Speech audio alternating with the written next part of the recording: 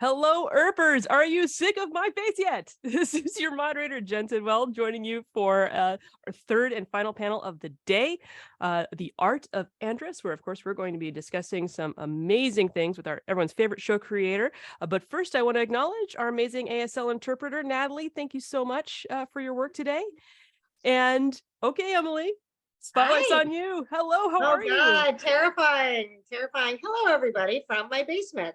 I'm so excited to see you all. I know, and it's great to see you, Jan. Oh, it's so wonderful to see you. It's always such a delight. Like I was saying, last time I saw you, you were arresting me for murder. This is So, true. but I got Yeah. away with it. Damn it! You'll never find me now. So, I'll never find you in your basement. in my basement in Canada, Yeah, exactly. Through my hiding out. IP address, exactly. Oh, and I just want to say thank you for being such a good sport about that. I know, like, Oh, it was so fun. It was so fun. I said to other people, like, I was only terrified because there were all other actors there. And I was like, I don't know if I can pull this off, but it was so much fun. So, that and that the Urbers were such good sports too. yes, So, that's what made you the perfect culprit, though. yeah. I know everybody was like, she can't possibly be it. She can't act her way out of this. So, yeah, And thank yet you. you did, and you were fantastic. Oh, thank you. It was fun. It was fun. Thank you. um so gosh, so many things I want to talk about with you today, but I'm just going to start with the biggest one, and then we'll Great. kind of scale down from there. So something that we've noticed a lot in the queer fandom community lately is this difficulty in holding on to queer-centered shows, and it's getting very rocky out there. Now at ACON, you said, and it's true, you said it was vital that we show up for queer representation. Mhm. But also at the same time not accept bad representation. Yeah. And this can really be tough because Yeah. in the world of network TV, it feels like we kind of only get bad representation, but we have to kind of take it, otherwise Yeah. we're not going to see more of it. Yeah. But then on streaming, we will root and holler and scream and jump up and down and hire billboards and all sorts of stuff for queer shows, and they get canceled anyway, even if they're Yeah. getting the most views as far as we can tell, because we can't see the behind the scenes metrics. Mhm. So it's really a quandary. So looking Yeah. at this from the point of view of a creator, how do you recommend we approach this? It's really tough. And like, I think that two things can be true right now, which is that it really feels like a lot of queer rep has been kind of cut off at the knees in the last 2 years. I certainly feel like that, especially like WW rep. But at the same time, I do feel like television is actually in a little bit of a recession right now, like, especially with the streamers. It was sort of like an arms race to get the most shows between like Netflix and Amazon and Apple. And then once kind of the bottom dropped out of Netflix this spring, where for the first time ever, they kind of lost money and lost subscribers, everybody else sort of said, well, why are we spending billions of dollars to make all this money? Maybe we just got to figure out how to actually make some money. Like the irony is that network with its model with like commercials and ad sales actually does make money. And sometimes the streamers haven't actually figured out how to keep increasing money. So, I mean, it's kind of a bloodbath out there anyway, which is good because it means these things are cyclical. Um, Listen, the streamer thing is so hard because it's absolutely ruthless. Like, even for creators and writers and casts, like we are not, also not privy to the algorithms or the ratings or the metrics in the same way you can check the ratings of like a network show and look at Nielsen ratings and everybody knows if it's a hit or not. But all you can do is keep showing up for stuff that you love. And what I do think is going to happen is like, I do think just like the prevalence of queer stories versus if you look at it 15 years ago, there's certainly more of them, you know what I mean?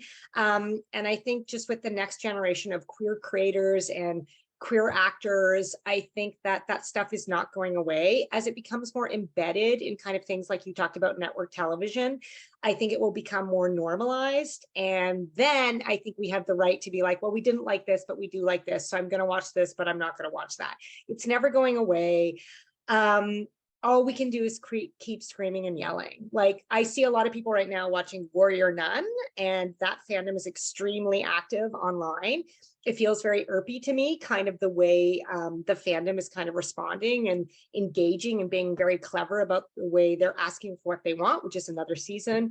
And eventually that does become impossible for a network to ignore. You know what I mean? Like there's just, if you are reaching an audience you wouldn't otherwise reach, you'd be a fool to cancel that show, I think.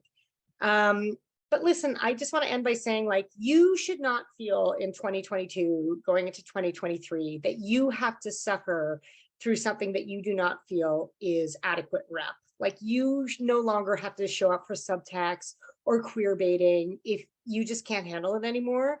That's the truth. I don't think you should necessarily feel like you have to show up for every lesbian storyline on television, whether it's good or bad. It's 2022, it's 2023, no more excuses. Every single working writer today should know about bury your gays. They should know about that trope, and they should know that it's a huge no-no. I mean, don't give up the faith is all I can say. Some things will always crack through. And like, you know, I always say, like, unfortunately, the last two things, the two choices you really have are like keep going or give up. So all we can do is keep going and keep trying and just hope for better. Yeah. To quote Buffy, keep going, keep fighting. Yeah, exactly. Yeah. Exactly. Yeah. So shifting now to more of a look at the behind the scenes world of television and the art of making television. What's it like for you when you go into a room of decision makers and pitch a project you've been developing for the first time? Oh, it's so terrifying. It's definitely, I think pitching is probably one of the top two hardest parts of my job. Especially because let's face it, it's a lot of writers are naturally introverted people, right? Like they're storytellers, they live in their heads. Again, like the murder mystery thing, we aren't necessarily performers or actors. But pitching is all about going in front of people and convincing them to fall in love with your vision, to fall in love with your story, to get them passionate. It's really terrifying. And, you know, it depends on what network you're at. Like, I also think like it's pretty scary to go into one of the big five, like to go into HBO or go into Apple. Yeah, it's hard. What's changed in the last couple of years, of course, is that everything is on Zoom, which is both good and bad. I find it is good because it's more informal. Like there's a sense like I'm in my own house. We're just kind of having a conversation. But I actually do prefer to be in the room because I feel like you're just missing so much about like body language and reaction. It can be more like if you see someone stumbling over something you're pitching that they don't understand, I feel like you can pick up on it and kind of re-explain it. But you just kind of have to trick yourself, right? You have to believe that this is the greatest fucking idea that's ever going to be made, that they'd be a fool not to make it, that your very next meeting is going to buy it if they don't. I mean, you kind of have to drink your own sauce, so to speak. So that's what I try to do is I really only try to take projects that I know I'm going to feel like that about ultimately when I'm in the room, that I'm going to feel like this is incredible. I know this is going to be good. But it's hard. There's a lot of heartbreak along the way. You never know which one is going to go. The one that you think is a sure thing is sometimes nobody picks it up. And then the weird demon hunting cowgirl show based on a funny little comic book gets picked up. You just never know. So, but I try to think of that as also part of the adventure, if that makes sense. Like what a fun kind of journey to just be like, get to make television and get to create incredible characters and see what happens. So I try to stay positive. I don't ever want to get bitter. I feel like that's when your career is over in this business. So yeah, you got to stay positive and open. yeah, exactly. Yes, and absolutely. hopeful. Yeah. Exactly. Do you have any like personal kind of rules that you follow when you go into a pitch? Tom Lennon, who he and his partner wrote Night at the Museum and a bunch of other, you know, big things. They wrote a book about, you know, pitching your script. And one of the things they follow, the rule that they follow is that they will not accept water when it's offered because they don't want to seem like they need anything from the producer's office. So do you have any kind of quirky rules like that you follow? That's such a funny rule. I mean, I have some amazing, terrible pitch stories that I can tell you. Like I have some stories where the pitch went so horribly. Like I went into a pitch once with a half-hour show. The person basically said, "Who the hell are you? We don't make half hours." And then I was with another writer who's pitching, and she pitched off the cuff. And then I just happened to have some cue cards with me, just more as like a safety net. And when I brought up my cue cards, the executive was like, "Are you actually going to use notes when your partner didn't?" And I was like, "I'm not now." But in a weird way, then I feel like I'm such a underdog and defiant that just made me more likely to be like, "Fuck you, I'm just going to pitch the hell out of this." Do you know what I mean? Yeah. Like, screw you, kind of. Um, I don't really have any hard and fast rules. I used to get more concerned about how I come across. Like, even now, like, I'm nervous, I'm a big talker, but I sort of feel like they're going to find out what I'm like anyway. I can't be anything but who I am. Yes. So I'm like, if you want a crazy short Canadian lady, I'm there. If you want something else, I'm just not going to be that person. I try to be really open and really like not dig my heels in too much during the pitch if people have suggestions. But at the same time, I always have these cornerstones that I know are uncompromisable. Like, if a character is queer, they're going to stay queer. It's non-negotiable for me. And I'll be very cheerful about it, but I'm like, nope, that is the story, take it or leave it, kind of thing. Yeah, just even the mind game of trying to stay calm is enough for me. So Yeah. now I'm like thinking about all the times I drank water. And I'm like, oh no. Oh no, I was so close. Yeah. If only I hadn't accepted that bottle of Next time Evian. I'm gonna throw some water on someone, just see what Yeah. happens. Mix it up. Yeah. Oh gosh.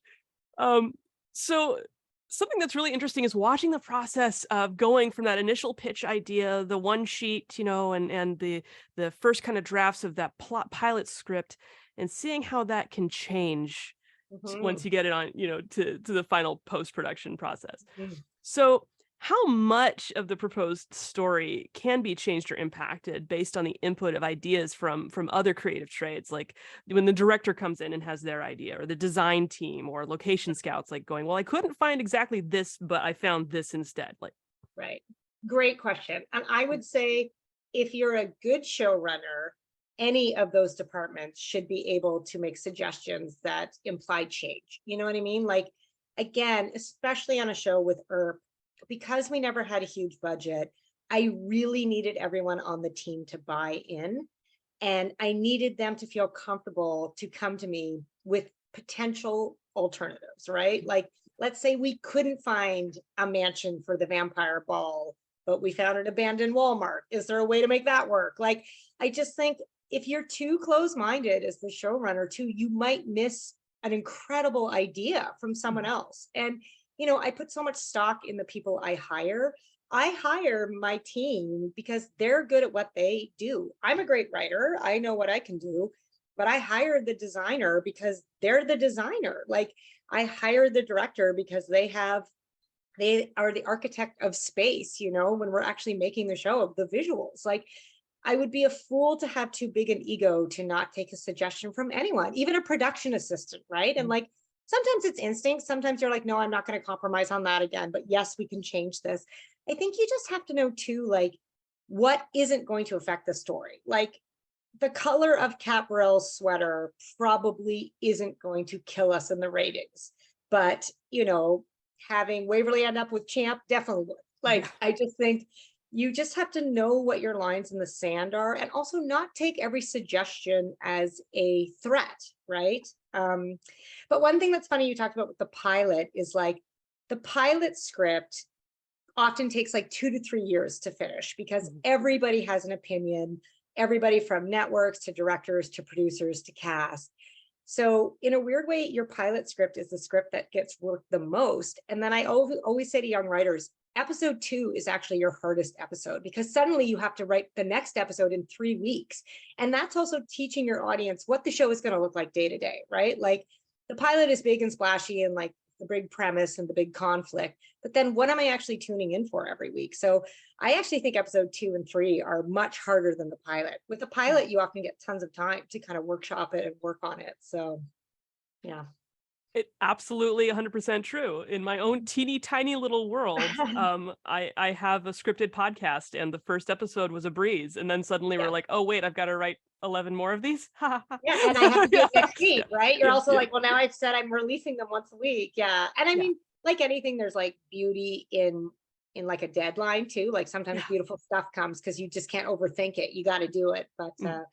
Yeah, so there's tons of input, and sometimes that input can be crippling. The only thing I will say is sometimes you see it a lot more in film where there's like 50 writers, there's so many voices that have so many different opinions that it's almost like the most neutral choice wins, the most boring choice wins, right? The Yeah. choice that offends nobody wins. Yeah. But then it's like, and you see that in casting too. Like if the producer's like one person and then the showrunner like someone else, sometimes everybody gets like their third choice. And that can Mhm. be like a solid choice, but it's not an exciting choice. It's a safe choice.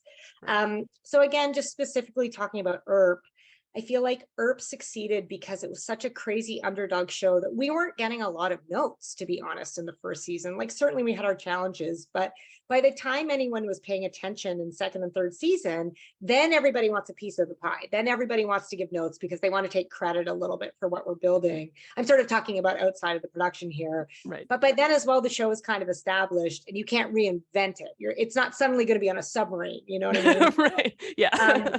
So Earp in particular, and a lot of great shows are like that. A lot of great shows kind of like go under the radar, and that's what kind of makes them great. Mhm. Versus something that's being dealt with a very heavy hand from day one. So Cough, cough, Game of Thrones, cough, cough. Yes. yeah, Yes. exactly. Yeah. Yeah, Yeah. anything like that, or Lord of the Rings, like anything like that that's like based on IP that is so beloved, you're going to have a ton of voices in your head, right? Which is really hard to navigate, and I'm sympathetic to that too. So yeah. So something that drives everything in the world is money. Yes. um, and we know that Winona Earp is lovingly made on a teeny weeny budget.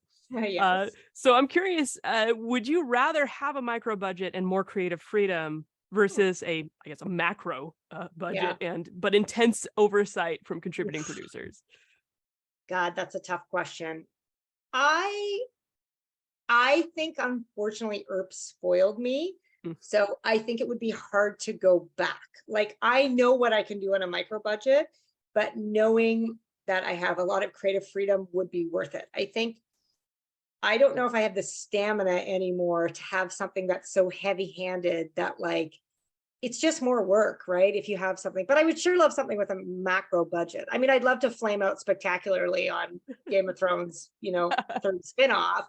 I think I'd pick the first. I think I'd pick creative freedom, but I also want to say like you can never get too big an ego that you don't take notes from anyone. Like I Right. still think I would want to have people on board who I trusted who would tell me when it's not working. Like you can't just no script is perfect, no episode is perfect. I really think like I still would want a team around me to tell me when I'm screwing up a little bit, but Yeah. yeah, I don't mind the challenge of a small budget, to be honest. I think it makes you a better writer in a weird way because you got to figure it out. So Yeah. Yeah. You don't just go, oh, they'll do CGI. I It's can't like, believe I yeah. can't believe I'm turning down your big budget. But Jen, you know what? If you win the lottery, guys, and you want me to make a big budget thing, I guess I'll put aside my principles and you know Yeah. fly business class for the first time ever. Yeah, There you go. yeah. I think that there is an unspoken agreement among a large swath of Earpers that if we were to win Powerball, we would absolutely be setting aside a healthy chunk of those winnings for future seasons of Winona Earp. Yeah. Let's So go. How hard can it be to win the lottery, Earpers? Seriously, let's right. just go. I No, mean, that would be what did amazing. Mark Twain call it? A tax on stupid people? Yeah, Yeah. exactly. Yeah, I will You pay never that know back. till you Yeah, try. Yeah. Okay. exactly. You Yeah. can't win if you don't try. That's how they get you. Yeah. Oh, that's very sweet. I would also accept you just setting up Earp Island somewhere, guys, that we can all go to and hang out together. So If you think that whoever hasn't been wins, you guys discussed. pick. Yeah, I'm sure it has. Yeah, when things were getting particularly hairy down here in the lower 48, Yeah, conversations were being had. that would be a good idea. Yeah. Yeah. Well, Okay. now normally I'd save these last few minutes for some fan submitted questions, and Right. maybe I should have done that, but I'm gonna piss people off and say I didn't do that this time because instead I That's want to fine. play a game. I've Yay. kind of become the person who gamifies panels and things. So Oh, so I that's fun. thought, It's a twist. Good. yeah. Let's do it. I thought we'd play a game of Not My Job, and to familiarize folks who may not know what that is. There's a public radio program here in the U.S. called Wait, Wait, Don't Tell Me, and they have a segment called Not My Job, and the game is essentially, I'll ask you some multiple choice questions about something I assume you know nothing about, because it's not Okay, your good. job to know, right? Okay, good. So, And Emily, obviously, although EarpCurseCon is going to edit this later, Photoshop me getting all the answers right, no matter yeah, what happens. So, not okay, sure cool. that's how Photoshop works, but I'm sure they'll Pretty sure yeah, it's called they'll- Photoshop. yeah. Pretty much a computer expert over here. So Yeah, okay, okay, no, fair, just kidding. fair. All right, yeah. Okay, We can, I'm Winnie ready. can quiz you later. So He will. They So- will. Yeah. so although you have expressed a dislike for the term fandress, we know we know that you love your fans. I do love and- my fans. Yes, and it could be said that you know a lot about a lot of us. But what do you know about mechanical fans? We're gonna find out. Oh my God. All right. Here we go. So I'm This gonna feels like ask an engineering question. Here we go. I'm going to ask you Okay. a series of multiple choice questions about the devices that keep us cool in the summer. And if you reverse the setting, warm in the winter. If you Amazing. get 2 out of 3 answers correct, a lucky Earper, who I've selected at random, will win a 2-piece Winona Earp cross stitch set from the Oh my amazing God, Nutmeg. I hope I do it for you, lucky Earper. Okay. I'm So- quickly Googling fan anatomy. All right. The Earper you're playing for today is at Lorena Crawford. Oh, Lorena, I know them. Hi. Oh my God. I'm so sorry, or you're welcome in advance. All right, Lorena, right. let's do it. So let's play a version of Not My Job I like to call Let's Do the Fandango. Okay. Okay, so Emily, fans have been around for more than 2 millennia, but the Ooh. first mention of a fan affixed to a ceiling was A, in an Egyptian hieroglyph dating back to 1250 BCE, showing a monkey hanging from a ceiling fan. B, an Indian text from around 500 BCE depicting a punka, a small bamboo fan operated manually by cord. Or C, a Chinese proverb from 415 BCE, man who fights with ceiling fan has studied the wrong blade. Oh my God. Okay. All right, Lorena, I'm so sorry. I'm going to go B. So B, an Indian text from around 500 BCE Yes. depicting a punka, a small bamboo fan. Yes. You are correct. What? Yes. I'm an expert at fans. Yeah. Okay. Don't In get fact- cocky. Don't get cocky. Oh yeah. In fact, yeah, during the time of British rule in India, a servant was often hired by the sahibs to swing a large fan affixed to the ceiling with a rope to provide them comfort during those sweltering You summers. know what? Great job, guys. You can't take it home with you. That's you go right, to work, yeah. you fan people, you go home. Okay. They can't All email you about the fanning. Okay. Okay. We need one more. I'm Question number setting 2. Jen's face for poker, like to see if she'll crack, but not at all. All right, question number 2. The first rotary ceiling fan was invented in America in the late 1860s by Duchess Melissa Rinaldi while she was visiting the Rocky USA. Mountains. Nice. Yeah. Was this fan powered by A, a steam engine using coal, the burning of which created a cloud of smoke that the fan then dispersed? Oh. B, a cadre of small woodland animals that, after being summoned by the Duchess's lilting song, would run inside small exercise wheels? Mhm. Or C, a stream of running water, a turbine, and some belts? I really want it to be B, but I feel like Snow White lied to me. I'm gonna go C. Okay, so C, a stream of running water, a turbine, and a system of belts? Yes. That is correct! Yes, right, oh my God. I swear to God, I did not get these ahead of time. I in no way knew I would be having a fan questioning. Oh my God, That's I'm right. so Yeah. excited. A stream of running, Okay. a stream of running water was used Good. in conjunction with a turbine to drive a system of belts, which would then turn the blades of 2-blade fan units. These systems could accommodate several fan units and so became popular in stores, restaurants, and offices. And some of them still survive today in the American South. That's cool. And Yeah. a Duchess. Way to Yeah, go. right? Yeah, okay. But unfortunately, the water-powered fan was eventually lapped by the electrically powered fan, which was invented in 1882 by Philip Deal, using a motor based off a similar motor that Mr. Deal had previously invented to use in the workings of what? A, the first electrically powered sewing machine. Okay. B, the first electrically powered writing pen. Mm. C, the first electrically powered portable personal massage device. Oh God. We can just say dildo. We can just say dildo. Really want it to be dildo always, or the writing pen. I'm gonna go with A though, the sewing machine. The sewing machine, and you would be right. Yay! Oh my God. You know what? Yes. That would be one heavy dildo. Yeah, I think right. we can do better, guys. I think we can do better. So I'm sorry to make Yeah. the interpreter say dildo 50 times. But, I have Yeah. to pick up where Melanie would be. She would be doing Absolutely. You that. got to So, fill in for Mel for sure. Yeah. But yeah, right. Philip Deal had engineered the electric motor used in the first electrically powered Singer sewing machines. And in 1882, adapted that motor for use in ceiling mounted fans. And each fan had its own self contained motor unit with no need for a belt drive, hence why it Oh, lapped the. yeah. Yeah. And he was almost immediately up against fierce competition due to the commercial success of it. So he continued to make improvements, ultimately creating a light kit fitted to the ceiling fan to combine both functions Oh, into the very unit. smart. Very smart. Yeah. I So keep you having got those apps. 3 out of 3 correct, which means you won those Oh stitches my for God. Lorena Crawford. Lorena. I I am. think Lorena is a good Calgary. I think Yeah. they're a good Calgary fan. Good Oh, Calgary fantastic. Earper. So that's amazing. Enjoy your beautiful stitches. And you better send me a photo of them on Twitter or whatever, or wherever we go. Yeah. I I'm am so so happy. impressed. Are the stitches of fans? Are they of ceiling fans? They are not a ceiling fans. No, I believe one is of Doc and Waverly in their Halloween costumes, I think, and Oh, cute. and the other one is Mary Earpmas. Oh, that's so cute. Well, enjoy them and happy holidays. Guys, I Yeah, can't believe I'm an expert at fans. Who knew? I'm just going to retire and just do there you go. that. You could Be just an expert at fans. Okay, give cool. lectures on the history of fans now. You're Yeah, great new workshop coming, guys. there we go. It's gonna be All all about about fans. just fan maintenance. Yeah, exactly. You can write Zen and the art of Yeah, exactly. Or Jen, we can do a murder mystery where someone gets decapitated by a ceiling fan. Just think about it. Just You know think what? about I it. I'm mean, just saying.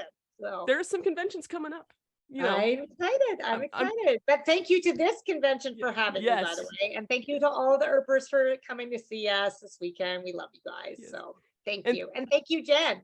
yeah, and thank you, Emily, for being such a good sport and playing along today. Absolutely. And it was a wonderful, deep conversation. I love having those with you. They're my favorite. Me too. And thank you again, Natalie, our ASL interpreter. You were wonderful. Thank you, Natalie. You were great. And everyone, have a fantastic rest of your day. Bye, guys. Thank you. Bye. See you around, guys.